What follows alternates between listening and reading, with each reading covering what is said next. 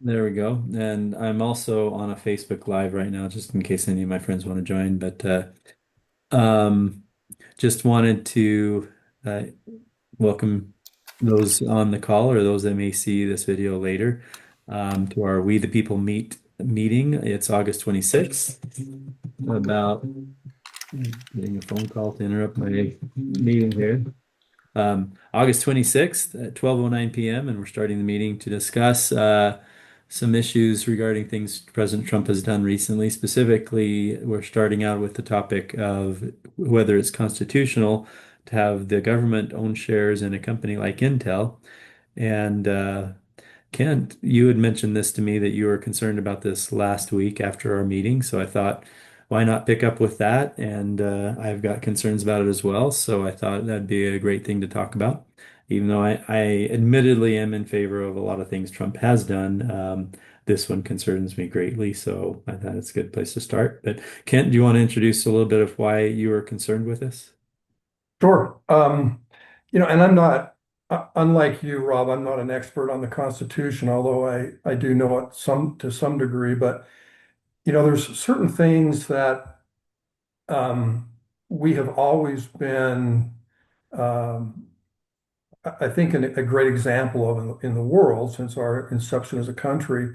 And one of those is, this idea of combining democracy, and I use that term in the sense of I know we're a republic per se, but similar concepts with a democracy, with the idea of capitalism and individual property rights and so forth.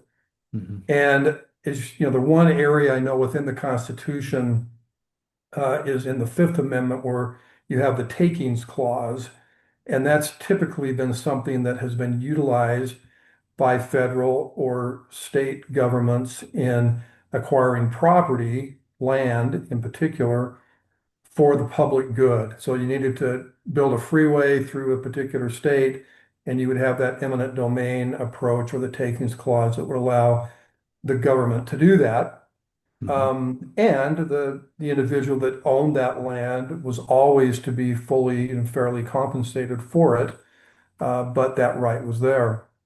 Hmm. There are other situations where the government has had, the right to be involved in commerce. One of those is, with the War Powers Act or the Defense Production Act, and we saw that come into play with the COVID-19 pandemic, where certain industries were told to produce masks and other PPP that would be available to the general population for use to prevent the pandemic from spreading.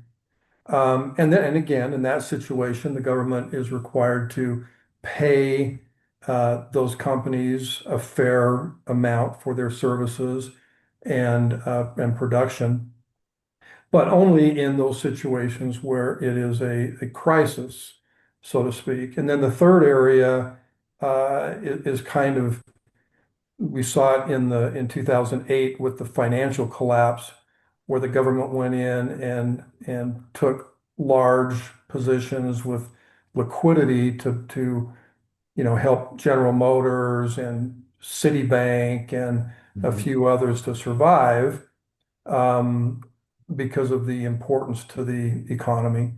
And in those situations, the final one is kind of in those situations where, like in the financial market, where you have a major institution that's failing, if that were to fail, it could have a ripple effect through all of the financial markets, maybe even collapse it or do harm to a large number of companies. And in those cases, the federal government has come in and taken those entities over and then sold their assets as quickly as possible to other players in that industry. So those have been the kinds of things where the takings clause or similar things have come into play. Hmm. I've been a little nervous about the situation where all of a sudden we are now taking a 10% interest in Intel, Hmm. and a little bit different, but somewhat similarly, we are telling AMD and NVIDIA that they can sell chips to China as long as they pay the US government 15% of the revenues. Mm. Those kind of things, I mean, I can make an argument, a stretched argument that they potentially could be appropriate. But to me, the risk we run when we start doing that is we're interfering as a government with free trade. If, let's say, pick another entity, but a chip producer, Hmm. one that I know of is called ON. It's based out of San Diego, does a lot of chips for the automotive industry.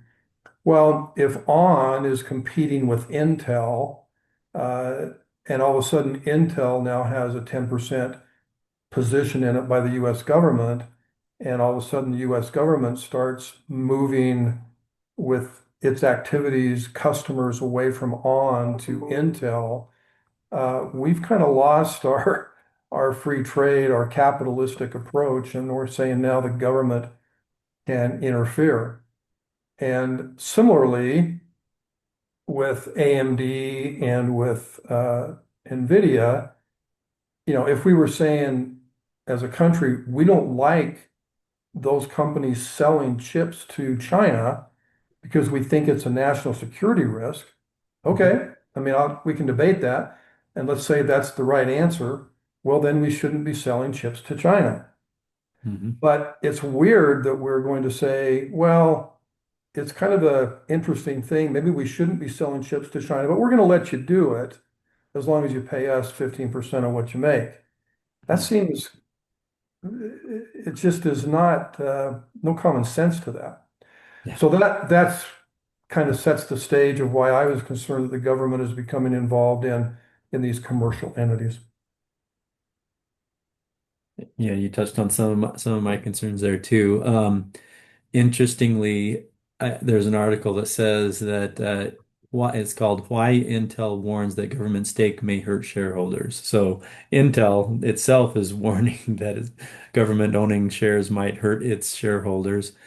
And another interesting thing is the article says Trump struck a deal with Intel in exchange for around 9 billion in grants that the federal government awarded to the chip maker during the Biden administration. The US government gets an ownership stake in the company just shy of 10%.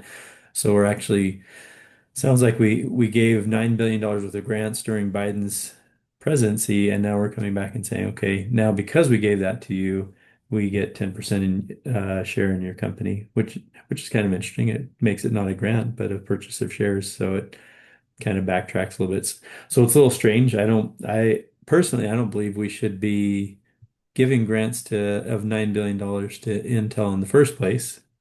I don't think the government should own shares in companies unless there's some outlandish thing that it's a national security issue and they need to do it for immediately for some reason. I don't see that being the case here. So I think it goes against common sense, I believe.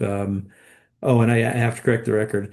I don't view myself as a constitutional expert. I try to follow things, but I haven't really done deep research into the Constitution like I probably should. I've studied it casually for a lot of my life, but not really deep. I would never consider myself an expert of that. Seth, on the other hand, who is on the call with us, he has studied it much deeper than I have, and I turn to him for a lot of knowledge on the Constitution. So maybe Seth, do you have something you want to say about the constitutionality of what's happening? Absolutely. And just to preface this, I'm of the view that the Constitution was meant to be understood by every American citizen. Otherwise, the oath of citizenship would be completely meaningless. I mean, you Mhm. look at the oath that naturalized citizens make, and I believe it stands to reason that every natural born citizen is under those exact same obligations. Otherwise, again, citizenship would be meaningless. We pledge to support and defend the Constitution against all enemies, foreign and domestic. We can't do that if we're not allowed to understand what it says and what it means. There's a very prevalent false notion that I'm fighting against right now in my petition to the Supreme Court, where I'm asking them to throw away, just discard the precept that the notion that the Supreme Court gets to interpret the Constitution and they have the exclusive purview of doing so. In reality, all of us do. All of us are responsible to understand what that document means, and the meaning of it really is objective. Otherwise, you couldn't have a governing document. People would just say, "Oh, well, I see it this way. Well, I see it that way," and they just make up the rules as they go, which is pretty much what has happened. And so, if you want to know how these bad patterns got entrenched, I would look to the courts. But as far as the constitutionality of what has happened here, the first thing I would ask is not even does there exist a law passed by Congress that says that the president can do this or that the government can do this. I would look at the Constitution itself, and I would ask those who are behind this, who are implementing this, I would say, can you point to where in the Constitution it authorizes you to do this? Mm-hmm. And if they can't, then the answer is no. We're the parent here, by the way. The government is the child, right? And sometimes we treat it the other way around. Like the government gets to tell us everything that we're supposed to do, and we're not allowed to say no. But in reality, the people actually have the ultimate nullification power through juries and the like. Not only through elections, but those have been sort of perverted and subverted too. But yeah, to put it just very bluntly, first of all, Trump's claim. My daughter's having fun joining us here. Hi, hi, daughter. Yes. Hi. Hello. She's trying to get it to show up. This is great. Okay, cool. So yeah, the first question is, do they have authority to do that in the Constitution? No, it's not pursuant to any enumerated power. There's no enumerated power anywhere that says the government gets to have any ownership stake or any shares in any private company ever. Or if they try to call it a public-private partnership or whatever, that's still not legitimate. And I was just going to say, Trump lied. This is an objective statement I'm making here. He lied when he said, he made a post on his Truth Social account, I think it was, that said that it's not going to cost American taxpayers a dime. I'm sorry, but converting a subsidy, paid for by taxpayers. You can't just make money out of thin air. It's paid for by taxpayers, and then converting that into shares in the company. That is still very much using the public purse to benefit a private interest. Yeah. So it's subsidies, it's socialism through and through. So the grant that was given in the previous presidency, you're saying is the cost here.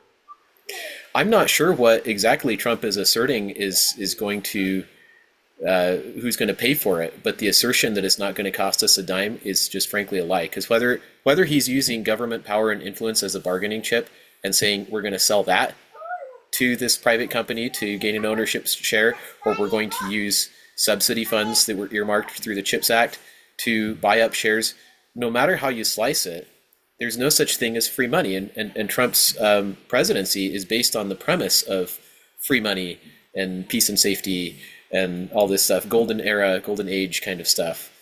And anyways, we're going to see a lot more of that.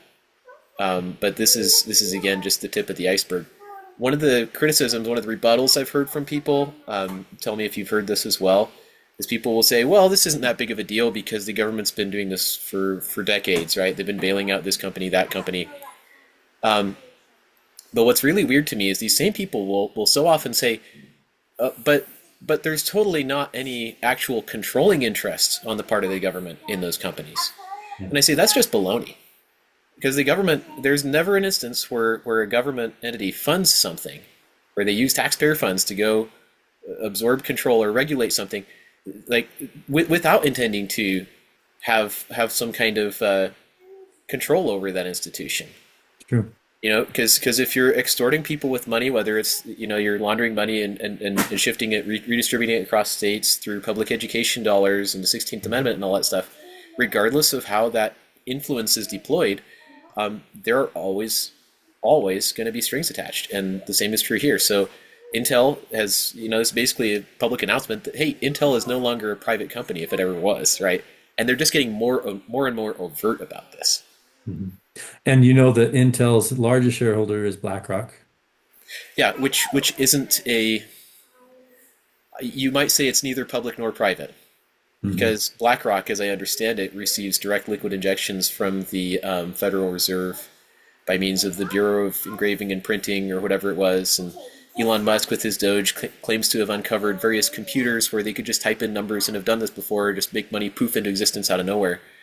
And Hmm. BlackRock's a recipient of that. BlackRock and Vanguard were actually the two primary private donors behind Elon Musk's companies and their success. Hmm. So, Yeah. anyways, I'm you, very you look wary at of things BlackRock. Yeah, and you just personally. say, well, who benefits from this? Hmm. Not really the American people. Hmm. I want to bring up one more point, Yeah. um, and that is I mentioned to you before the fact that a lot of this is about optics. And Hmm. it's not just about Americans. Not everything is about us. It's about how the world sees us. It's about how the global communists see us. It's about how other nations see us, like the Russian Empire. I'm going to call it an empire because the Soviet Empire never really fell. Its command and control structure has remained intact continuously. Agreed. Its military readiness has never, regardless of what we might say about the economics and about the optics and about the politics and the diplomacy, there's been some changing of suits there, but the power structures have always remained intact. Mhm. So I want us to think about what are the optics of these kinds of maneuvers when viewed through the eyes of the propagandized Russian populace, for example, Mhm. or from the people of North Korea. How are they going to see this? Yeah. Because and I maybe I could paste in the chat here, but like there's this picture that was just put up on social media of the Department of Labor, the giant Trump banner just draped from the building there. It's honestly very reminiscent of the Nazi movement. Mhm. Here we have this adoration of a character. I mean, you can maybe I can share a screen or something and do it that way. But anyways, I take it's far more than just these two data points. But this is just the last couple of days of developments, and we're not even scratching more than the surface here. Yeah. But if you're in any of those countries that has had historic communist values entrenched, then you're going to look at this and you're going to say, "Hey, Americans are Nazis. Mhm. They're literally implementing National Socialism. They worship this guy. It's totally fascist type of approach to things. Oh, guess who are our arch enemies? The Nazis, of course. Okay, here's a gun. Go to the front lines. Go murder these people." Uh-huh. You see, it's becoming easier and easier by the day for the Russian regime to justify invading the United States and the Western world. And this is why all these stories about people being raped in Europe and stuff keep on coming up and the terrible laws and stuff. It's Mhm. controlled opposition. Yeah. These governments were Let's talk about infected let's by talk the about communists. I want to jump on that a little bit. The idea of it being more like a Nazi tactic. So in school we're taught that the political spectrum runs left to right, left being communist, socialist, right being fascist, and the center, being kind of normal people. And that whole premise is wrong because what what really would be the proper scale would be how much government control a government has over the people versus the people being in control. And that would put the fascists and the communists both very far to the left, where the government has all control over property and businesses and people's lives. And the far right would be anarchists, where there's no government at all, and everyone's free to do what they want. They can kill because there's no recourse against that. Um, so the further you go towards the left, the further you're heading towards fascism and communism, which is government control. The further you go to the right, the more you're going towards anarchy. And the Constitution is a perfect kind of center of the road location to be, where you've got controlled government, where the people still have the power, but the government has enough control to establish rights, to protect our rights, and to keep the power in the hands of the people. The government is given that power by the people.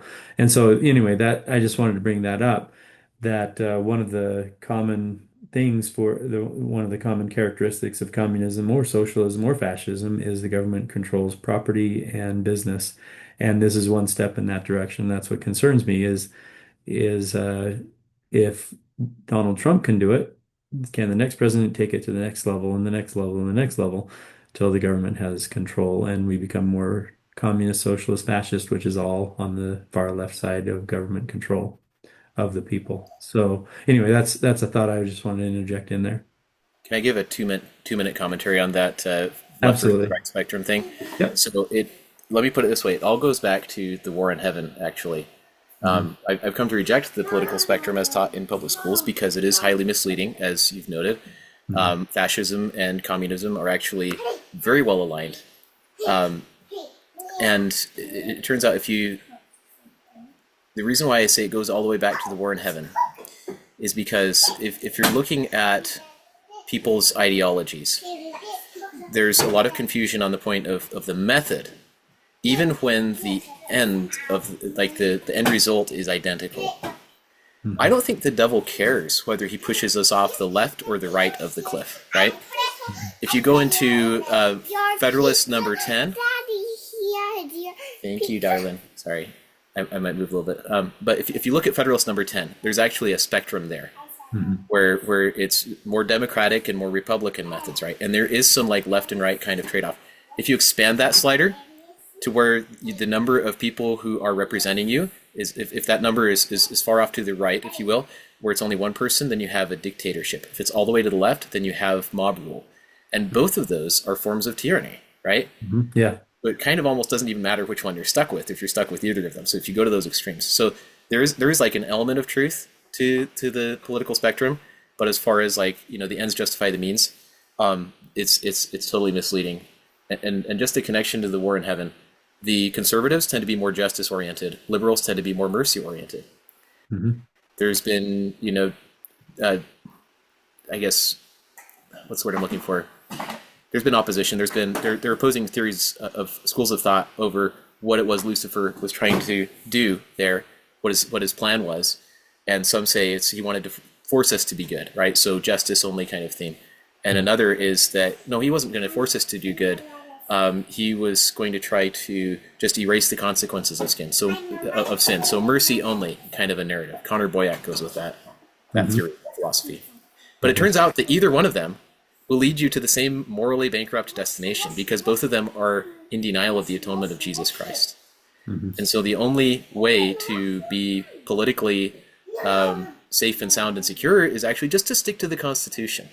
And it's Yeah. not an average of these two. That's the Leninist and Hegelian dialectic right there. Is you have these competing false dichotomies, and you're just going to blend them together somehow and have utopia. And that's just a complete myth.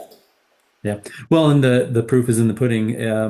Anywhere where socialism and communism has ruled, then the people have suffered, and there's been mass murders by the government upon the people in every single case. So, and no one Yep. has any incentive to work, so people die with starvation, and there's not enough food, and there's lines. It's proven itself over and over again. So we want to stay away from that, as far away from that as possible. So barring, anything that I've ever seen, in my lifetime, we should not have government invest in companies. That's my opinion. Kent, do you have anything to add to these last two comments that we've made? No, I appreciate them. Only thing I was going to say, and you guys know this, but I looked up a really good definition of socialism, Hmm. and it's a political and economic system in which the means of production, distribution, and exchange are owned by the state. As simple as that. So it's political, it's economic, and these means of production, distribution, and exchange are owned by the state. Hmm. So um, as we listen to Donald Trump and what he has suggested with Intel, what he's doing with AMD and NVIDIA, and his comments of a couple, 3 days ago that he wants to do more of this, right? Hmm. Um, the idea, I think, from what I take from that is that he really wants the US, and there's been this discussion, sorry for the brief digression here, but there's been this idea, well, there's certain European countries that have these sovereign funds, and those sovereign funds have been very beneficial to keeping their standard of living high. Um, and I think in particular, Norway has one, and I think Denmark has one. There's a few others. But but the bottom line, what I'm getting at here is that if we begin to say we're going to own more and more of the commercial production and exchange of the country, then we are moving to socialism. That's by definition, right? Yeah. And and it's kind of ironic to me that that was part of Trump's um, discussion points in his election was that he's taking us back from socialism. We're going to get away from socialism, um, and and yet these kinds of steps are going just the opposite. So that's my only other comment. Yep. Thank you. I wanted to also add, so I wanted to go through, I did take a list of talking points that I just want to go through real quick regarding this. First of all, governments shouldn't own businesses wherever possible because the governments are very inefficient. And that is because they are not forced to be profitable. If they aren't covering their costs, they increase the money allocated to the business, and it's usually at the taxpayer's expense. So their motivation to be profitable is not as strong, and it takes a strong motivation to be profitable to run an operationally efficient business. I know I own a lot of businesses, and it's not easy to get those profitable. Second point, government's ownership of business creates an unfair advantage, thereby stifling the growth of legitimate businesses. Yeah. Um, there is, I can go through some examples if we have time of that, but in history, communism and socialism have been built on government ownership of property and businesses. My third point. Four, it creates shareholder regulator problems, including conflicts of interest. Um, And Rob, sorry to interrupt you, but yeah, just go back. I agree with your comment. yeah. Communism is socialism, but add fascism to that too. Fascism, absolutely, yep. Um, the 10th Amendment of the Constitution prohibits anything that is not specifically outlined in the Constitution that prohibits the federal government from participating in that. So let's bring up the 10th Amendment. We've seen examples of this TARP during the 2008 financial crisis. I didn't realize it before, but General Motors was owned. Our government had 61% approximately of the ownership of General Motors, and you brought that up also. Ken, that was on my list. And then the government's there was a report. I'm going to pull it up. Let's see if I can find it. Here we go. In 2016, there was a person named Harrison Sullivan that wrote an article in the Tennessee Journal of Law and Policy about this exact thing. And I want to share my screen here because there's a few really good points from this. Okay,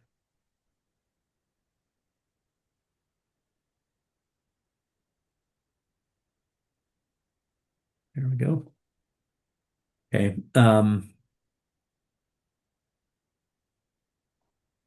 gonna go to page 24 of this report.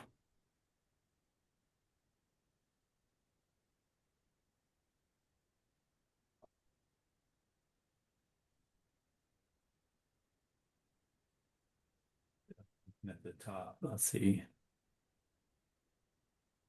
It says, as illustrated, the government's dual role as both a shareholder and a regulator presents a significant risk of creating problems for the corporation, the shareholders, and the competitors alike. Um, this article went through all the problems, and that was kind of thesis at the end of going through that, that it creates problems for everybody. Um, And Rob, let me give you a great example of that. uh, Um, you know, if you look at China, uh-huh. um, the state, the government takes an ownership in all companies. Hmm. And a lot of times you don't know that because it's a small ownership and they're not out there actively talking about it and so forth. But it becomes very evident, like in the example of Alibaba. Are you both of you aware of that company, Alibaba? Mm-mm. No. Heard of it, but I don't know much about it. Yeah. Do they do wholesale from a factory? Is that what they do? No, they're more like Amazon. Hmm. Gotcha. Because I have some clients who buy wholesale like goods from and then they sell them. Like one of them is a lighting company. They buy like a bunch of stuff wholesale from them. Yeah. And if you think about it being more like they're buying it from Alibaba, but Alibaba is really kind of a middleman that's taking the actual goods produced by, Ford, and then they're the marketplace that then sells it to the end user. So think of it like an Amazon. Amazon doesn't produce the products, they just are the market for where they get sold to the end user. Well, anyway, Alibaba was going to become kind of this. I mean, it was getting bigger and bigger and bigger, and actually beginning to challenge Amazon's kind of dominance worldwide. And Alibaba had all of the great connections and markets in Asia and Africa in particular, and were beginning to expand. So what happened there, the CEO of Alibaba was a guy named Jack Ma, M.A., a Chinese citizen, and he began to, because it was doing so well, he began to kind of tell the government to stay away and stay out of his business.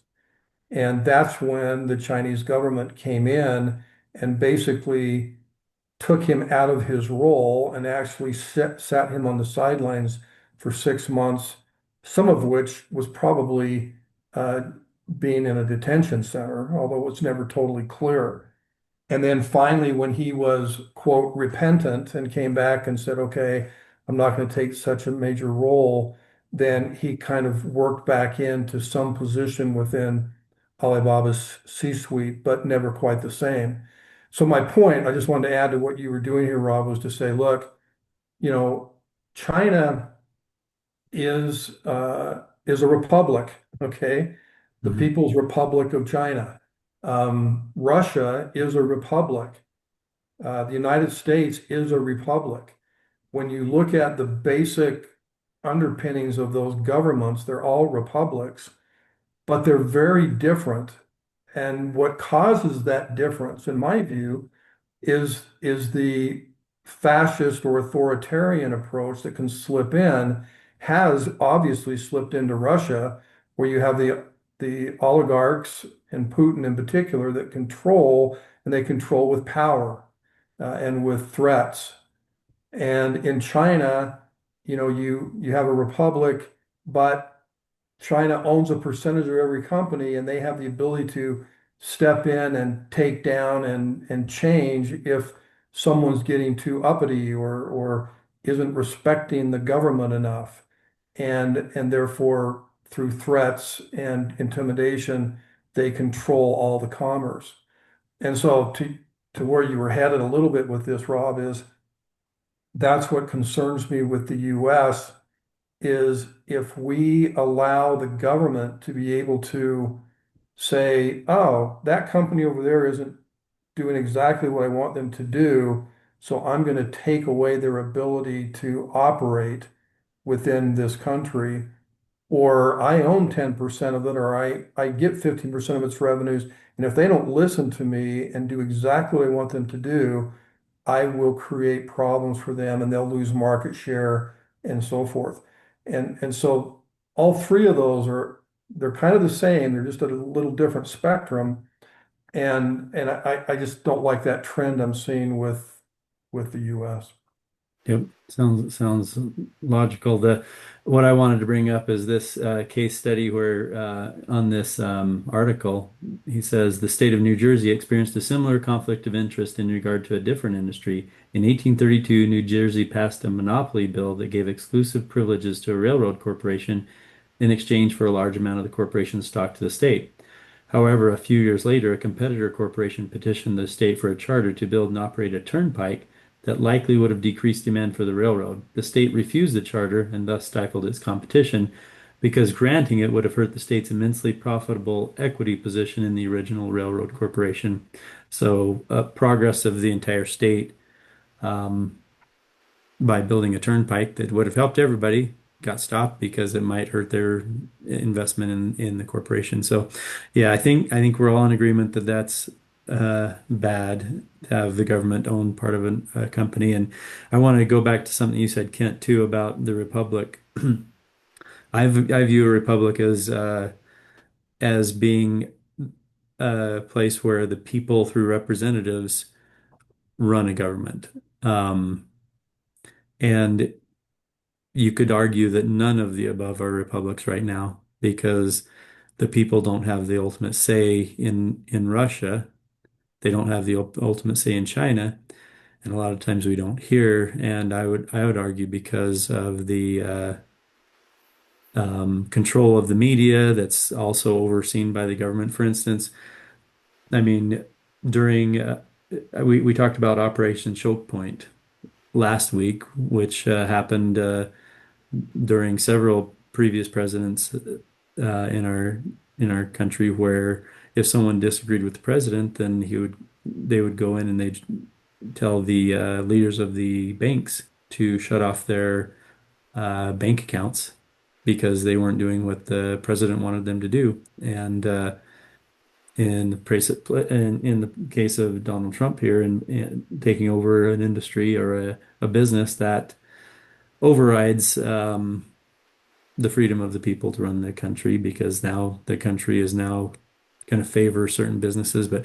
anyway, I think that we're a lot closer to a public than the other two. I think that a lot of times the people's voice can be heard, but I think it's a lot of times overrun by a media that's controlled by secret factions in our government that have a lot of say in what is put on the air and things like that. But Hey, anyway, I think I'm running out of stuff to talk about on this topic. Kent, you've got something to say? well, let me just, and I don't want to create a big hullabaloo here. I'm Mhm. just kind of throwing out an example, but I think we can look right here in the state of Utah Uh, with the case that was just handed down, the decision was just handed down regarding the districting, right? mhm. The gerrymandering of the districts within Utah. Right. And, the people, there was an initiative that went out that all the people got to vote on. And that initiative passed that said the state of Utah would have an independent commission that would determine the districts in Utah for federal elections, right? Hmm. And then, so when you talk about grassroots, that's the most kind of grassroots um, conclusion that you can get is that the people voted that that was what they wanted. And then the state legislature on their own, once, down the road, they didn't like the way the independent commission had done the districting. They watered down that initiative and said, no, we're not going to do that. We're going to do it ourselves. And then did so in two different elections that have followed that. So just recently, just yesterday, I think it was, the judge came out with a decision that said, no, you cannot do that. You cannot take away the people's voice. You must redraw the districts prior to the 2026 midterms. And so again, sometimes you overlook that because you may say, well, I lean more in this, in the case of Utah, I lean more towards the Republican view than the Democrat view or the independent view. So I want my legislators to control the districting. So we will take this, we'll take the Salt Lake County and divide it into four equal pieces so that we can dilute independents and Democrats completely, and we'll always have, Republican reps and senators. Um, or I guess reps, senators don't matter. Um, and but in the spirit of fairness, um, if the roles were reversed, and you were a conservative in a more liberal state, you would scream, I have no voice. You're purposefully, you're stacking the deck here. You're pre-winning the election. And we would say that's totally unfair. And that's not what a democracy or a representative republic would do. Right. And they are Um, doing that in liberal states, very and even openly saying that they're doing it on purpose in liberal states right now, like in Chicago, Illinois, and Chicago, Illinois, they're doing that. And no, no, wait. yeah, That's, I think, I don't want to say that's wrong, but uh, the big one out there is Texas. yeah. I was going to agree with you. I was just saying that wherever that state has a majority, it seems like everyone's doing it nowadays, and they're not even being shy about it. Both Well, sides. yeah, but again, Mm-hmm. at least historically, Mm-hmm. for example, New York really can't do that because New York, which is a more of a liberal state, Mm-hmm. they passed laws that said we're not going to do that. We're not going to Yeah. gerrymander that way, right?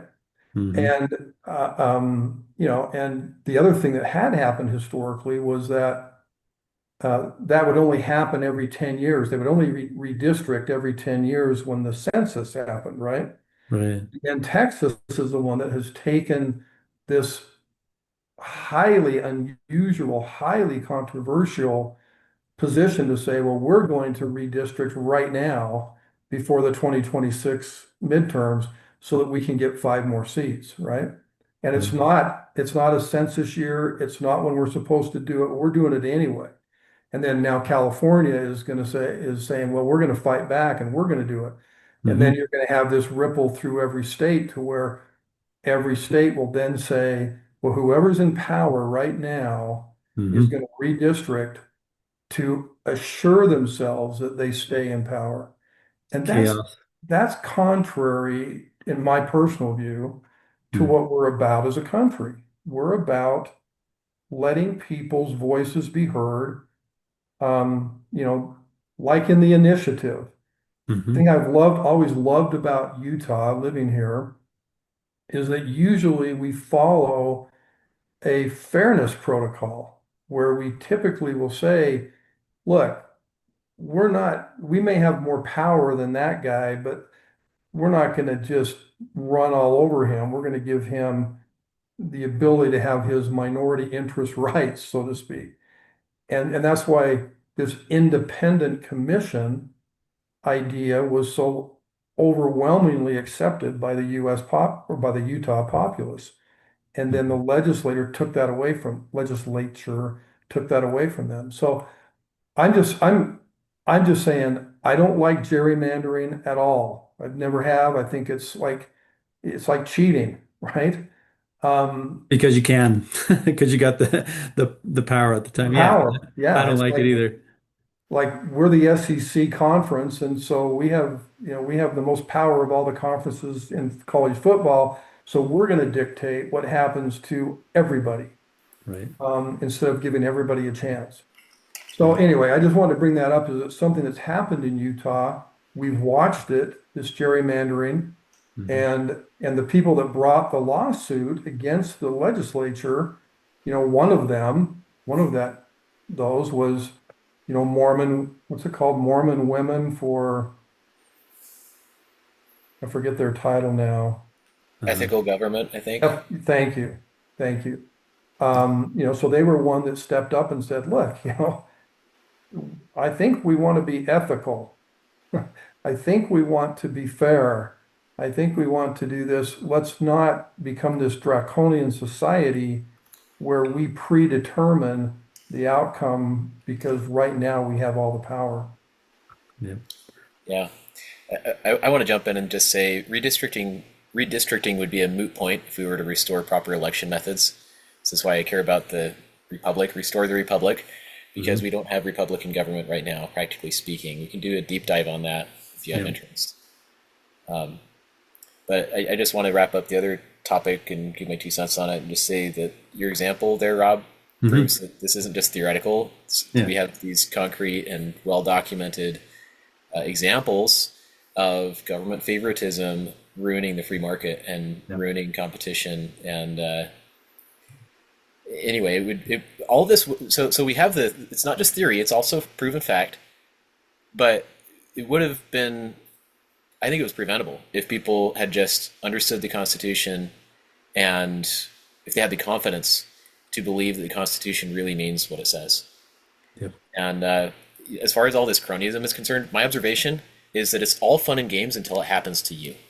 Yeah. It's super fun for the MAGA fans to go, "Yay, go Trump! You're being mean to all these other countries, and that's awesome because you're being tough now instead of being like Biden."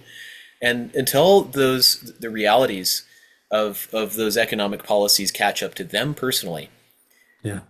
99% of them are likely to just continue on that same lemming blinders on trajectory, stampeding towards the cliff. And it's only when they feel that the ground has disappeared from underneath their own feet that they're going to be thinking, oh, wait a minute, maybe this wasn't right. They're going to reconsider.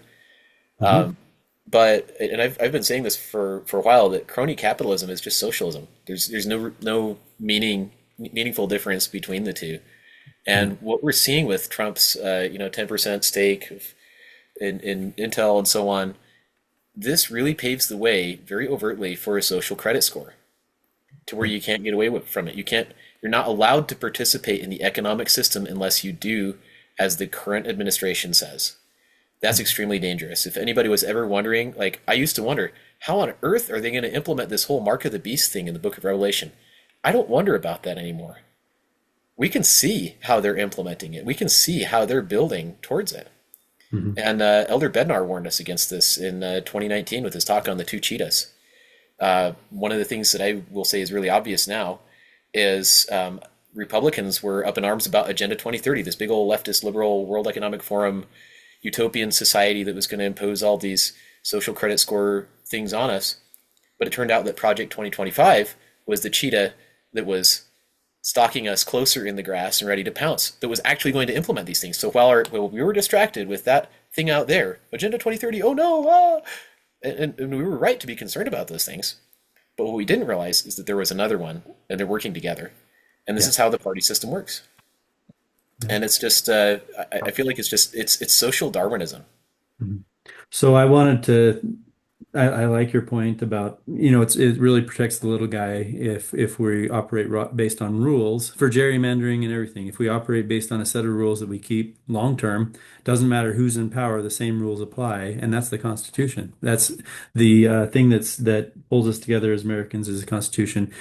If we all insist, whether our guy's in power or the other guys in power, that we follow the Constitution equally all the time, and the people are the only ones that can establish that by insisting on it and taking people out, not voting for people that aren't constitutional.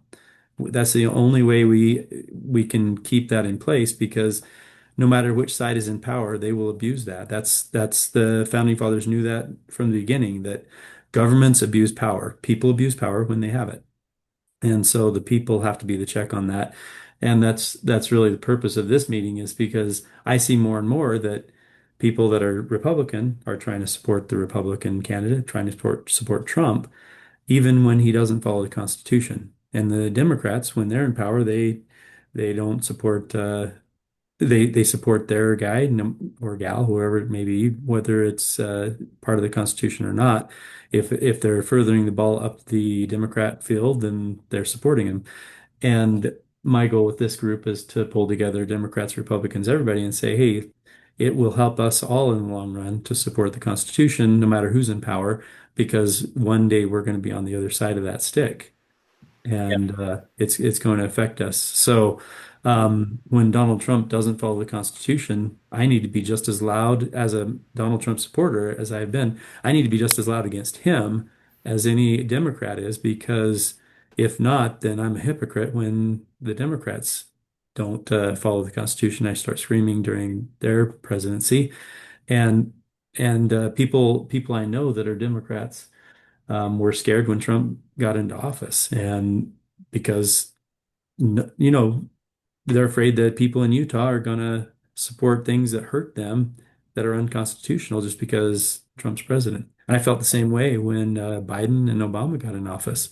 But if we kind of pull together as a people through meetings like this. I don't care which group it is, but through meetings like this where we uphold the Constitution, support each other, regardless of whether we're Democrat or Republican, support each other in the good things we're trying to do and in upholding the Constitution, then we protect ourselves as a people and protect our country.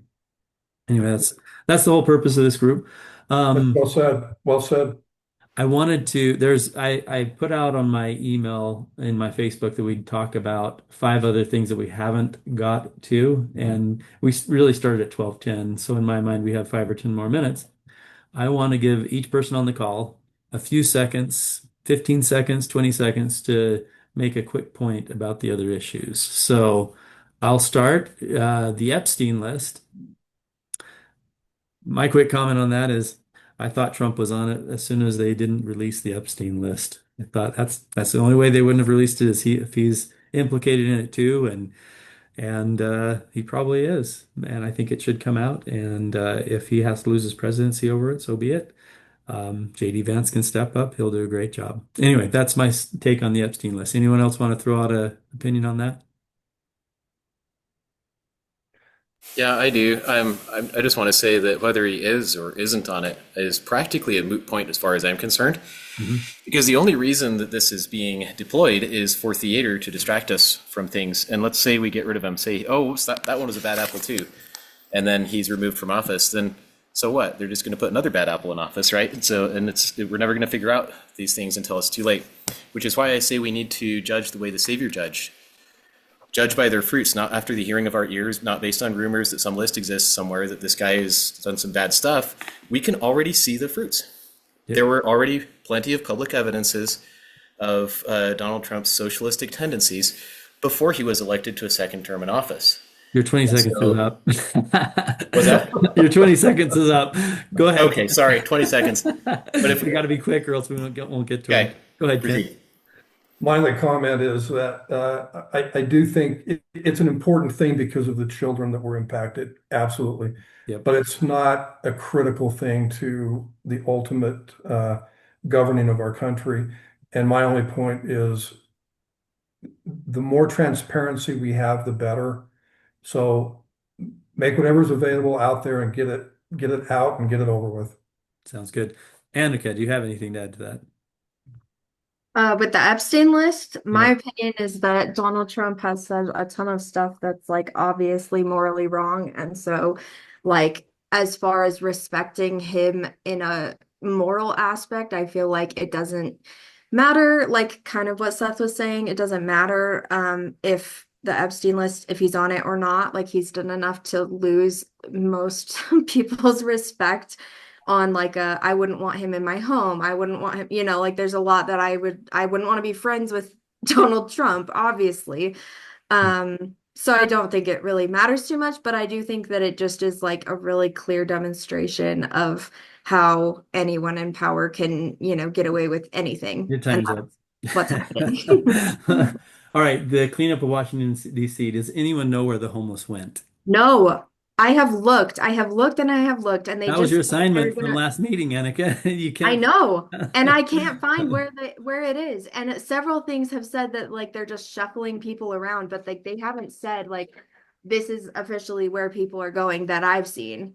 Have they been treated respectfully? Do we know that? Okay, does anyone else, Kent or They Seth, could be have anything killing them about in that? mass movements and we wouldn't know. Like genuinely, this isn't a joke. Like Yeah, literally I doubt, like they doubtful, but that would get some airtime on the news if that happened. Yeah.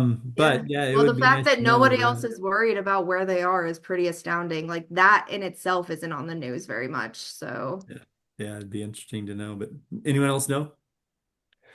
I don't know about the homeless. Again, I'm not opposed. I think we sometimes further people's negative situations by allowing them to continue in a negative situation. Hmm. And so I'm okay with trying to clean up the homeless camps and so forth and moving them to where they can best be helped, etc. The thing I haven't liked about what Trump has done is he has not been truthful in the results of the National Guard in DC, where he'll say, like one quick example, there has not been there has not been any crime in the last 9 days. And Did he say that? yeah, I that's heard like that there was no murders in the last 9 days. I haven't heard any crime. So he's and exaggerating he like he does, right? He always exaggerates. yeah, he said that too. There hasn't been any murders in the last 9 days. And he also said, and that hasn't happened for as long as people can remember. And Hmm. yet it happened in April of this year.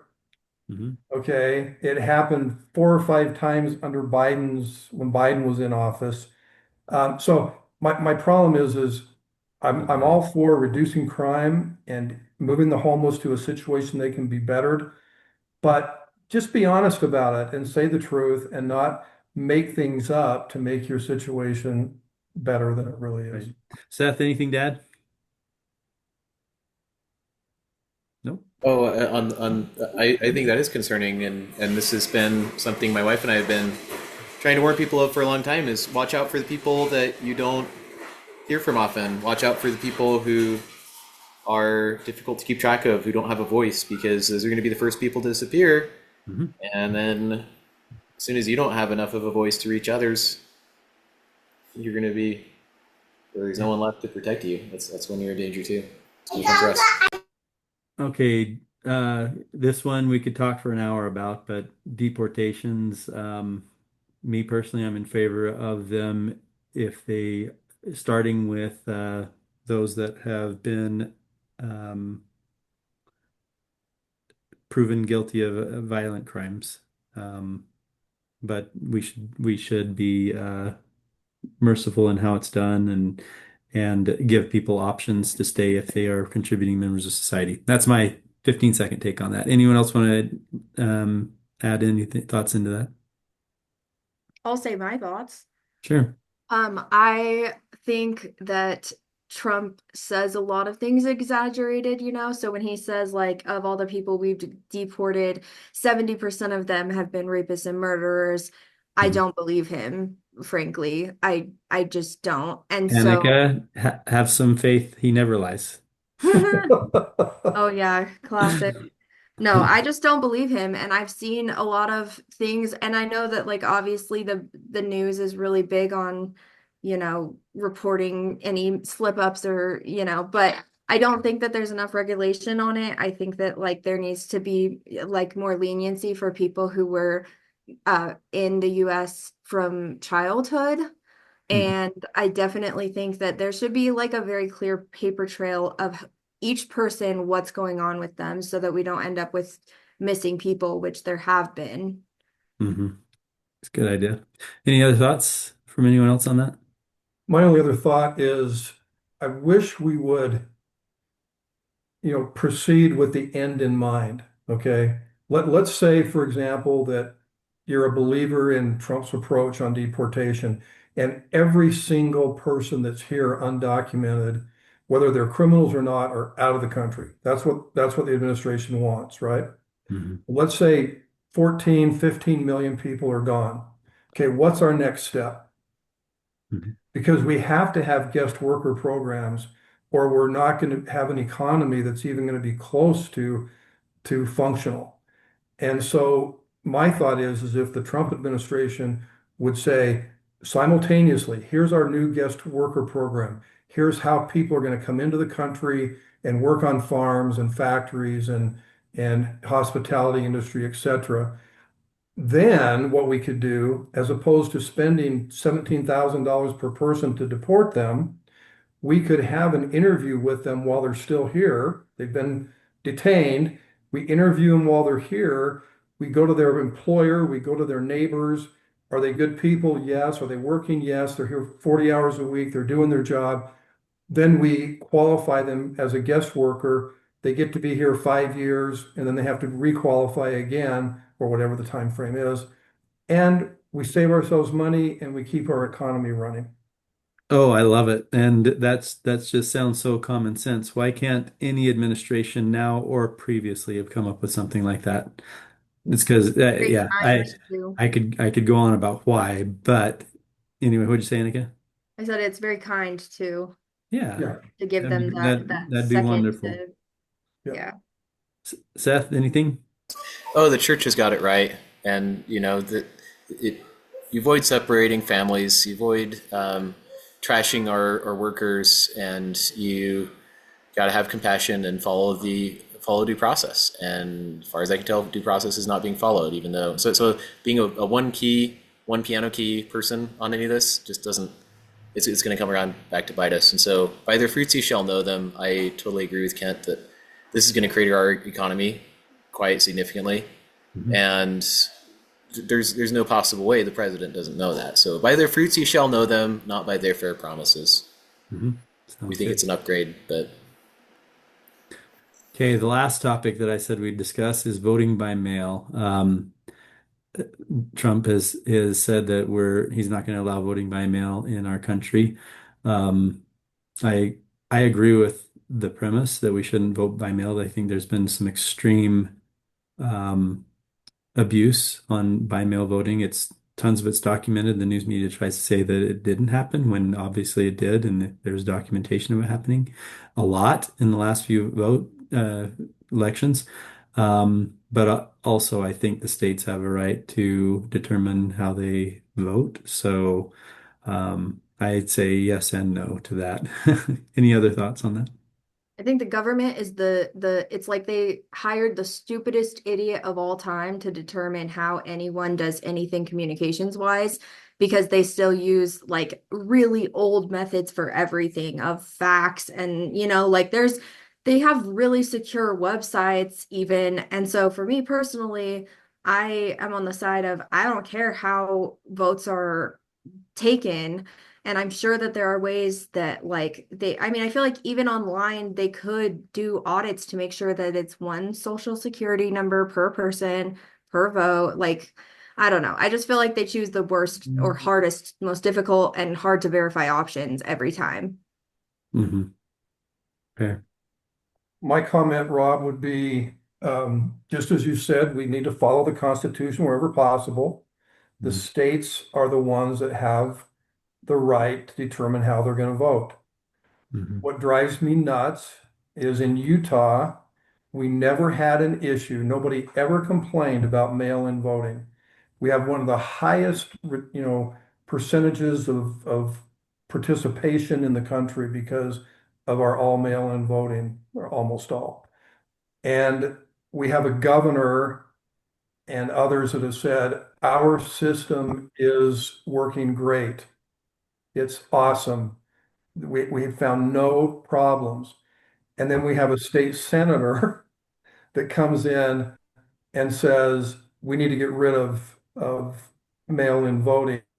Not in Utah, we do it okay here, but everywhere else. And I look at that and I go, how presumptuous is that, that you do it right and everybody else does it wrong, right? It's like if it's working, you ought to be able to use it. And just like Annika said, you know, there's just as many controls around a mail-in ballot as there is around an in-person ballot.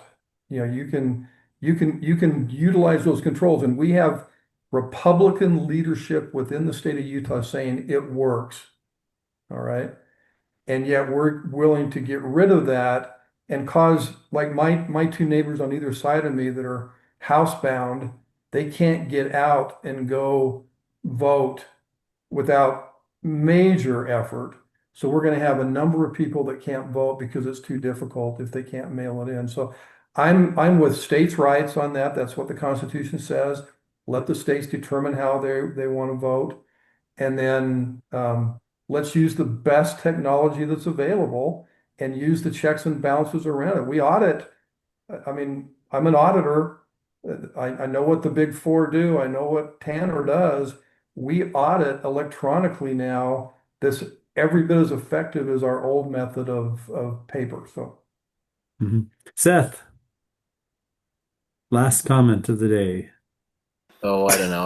I don't deserve to have the last word, but since we don't bring Well, a connection here to, mhm, I don't know. I'm just thinking about um, taking together all of these issues. You know, the Epstein stuff, the damage to our economy, etc. I'm just thinking like this isn't going in a good direction. And regardless of how entertained individuals or groups think they're being over this stuff, behind it all is really the spirit of contention. mhm, And sorry, I know we were talking about the mail-in ballots. My comment on that is I think that's a lesser issue. I mhm. think if we were to restore Republican election methods and checks and balances in our elections, how we carry out those votes would matter a lot less. And I think this is more of just an appeasement move, honestly. It's a band-aid.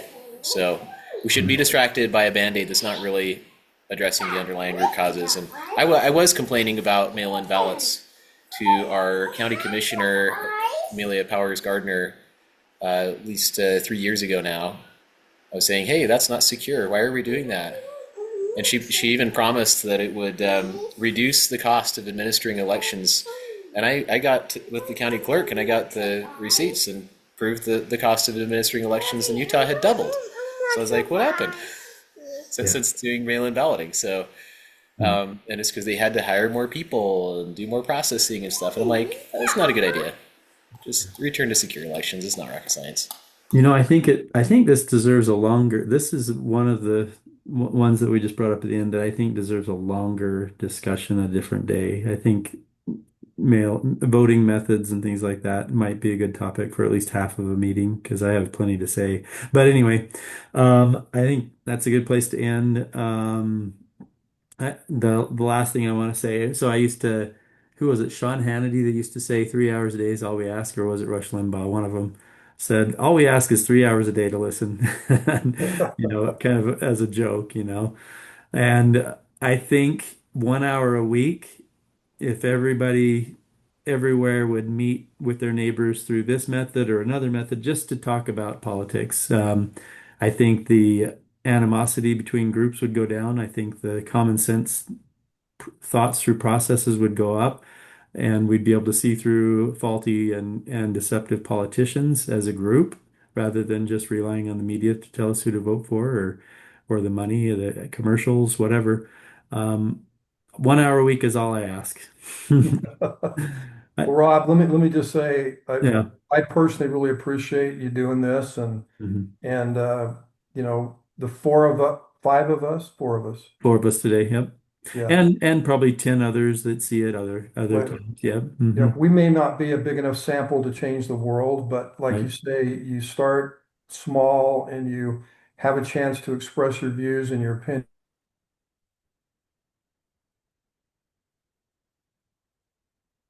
thinking and saying, and all of a sudden, you go, I thought this was absolutely black and white, and now I recognize that person has a pretty good point on A, Yeah.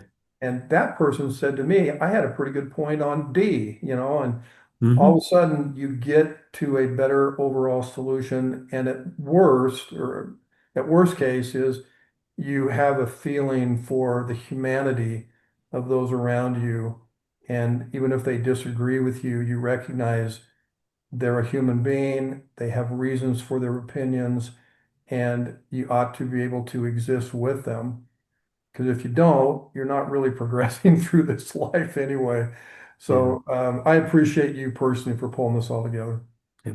And my vision is that we have meetings like this. That doesn't have to be through my group, but I think we need to do this type of thing more often And my vision is that people meet like this in cities and towns and neighborhoods, and you have not just one meeting, but thousands of them eventually where people can share their ideas. So everyone feels heard, where everyone feels like they're tearing their hair out because they are scared and don't understand what's going on and don't have a voice. But anyway, this will at least give us a voice with others. Anyway, thanks for coming, Oh, and I until have next one week. thing, Rob. Yes. Uh-huh. Sorry, my other homework was to figure out what that app is called. It's called Both Sides. It's an app Uh-huh. that's supposed to show unbiased, or I think it shows bias, but it shows one side and then the other. But it picks an issue and shows both sides of the issue. So Uh-huh. that's what it's called if anyone is interested in downloading it. Both So sides. BOTHSIDES. Yes. Uh-huh. Okay. Cool. I I'll haven't used it a ton, so I don't know how great it is, but it'd be awesome if it was pretty good. that would Good. yeah, I'll check it out. Okay. Thanks, Annika. Yep. Thanks, Okay, until everybody. next time. Thanks everybody. Bye-bye now. Thanks. Yeah.